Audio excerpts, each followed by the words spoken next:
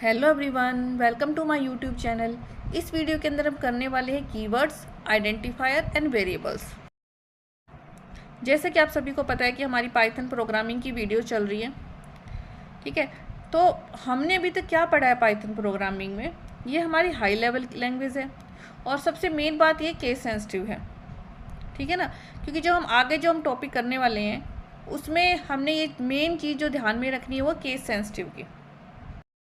पहले हम ये देख लेते हैं कि आखिर ये केस सेंसिटिव होता क्या है। देखो, मान लीजिए आपने कोई कोडिंग स्टार्ट करी, आपने कोई प्रोग्राम बनाना स्टार्ट किया, आपने वहाँ पे आपने अपना नाम मेंशन कर दिया स्टार्टिंग में।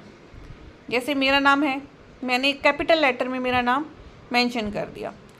लेकिन आपने कहीं जब आपने कोडिंग करी, आपको बीच में भी आपका नाम कहीं पे लिखना पड़ गया और वहाँ आपने नेम मेंशन कर दिया स्मॉल लेटर में।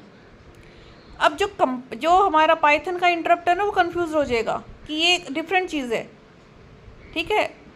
जो पाइथन का इंटरप्टर है उसके अकॉर्डिंग कैपिटल लेटर और small letter are different things, okay. उसके लिए दोनों चीज़ें डिफरेंट है, उसके लिए सेम नहीं है।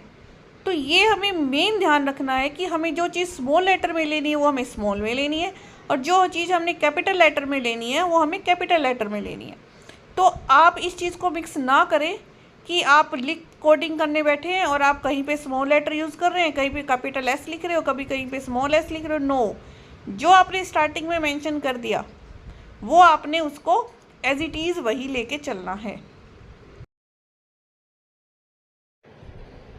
अब सबसे पहले हम स्टार्ट करेंगे हमारे जो सबसे फर्स्ट टॉपिक है कीवर्ड। कीवर्ड्स के बारे में हम देखेंगे कि इनकी डेफिनेशन क्या होती है और इनके एग्जाम्पल क्या होते हैं।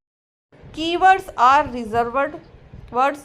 Each keyword has a specific meaning to the Python interpreter, and we can use a keyword in our program only for the purpose for which it has been defined. As Python is case sensitive, keyword must be written exactly as given table. देखो ये क्या कहता है। देखो, हम इसको एक बार simple example से समझते हैं। हम पहले अपनी इंग्लिश लैंग्वेज की बात करते हैं। इंग्लिश लैंग्वेज में क्या होता है कि हमारे पास डिक्शनरी के अंदर जो वर्ड जैसे डिफाइंड होता है हम उसका मीनिंग उसी हिसाब से समझते हैं। मान लीजिए इंग्लिश की डिक्शनरी के अंदर वर्ड का मतलब क्या है ना। तो हम क्या करते हैं, चाहे कहीं चले जाओ, हर जगह वर्ड का मतलब क्या मिलेगा, क्या ही मिलेगा, है ना।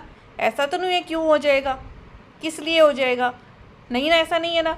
हम उसको जैसा है हम उसको वैसे ही लिखते हैं और वैसे ही समझते हैं।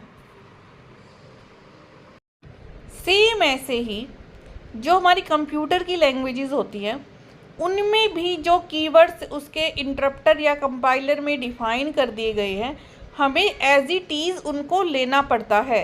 अगर आपने थोड़ा भी चेंज कर दिया तो वो उसको नहीं पहचानेगा। देखो, अब यहाँ पे हमारे पास एग्जाम्पल में एल्स, पास, रेज, ब्रेक, इंपोर्ट ये सब है। तो जिस मीनिंग के लिए डिफाइन करे गए हैं हमें उसी के अकॉर्डिंग इनको लेना पड़ेगा।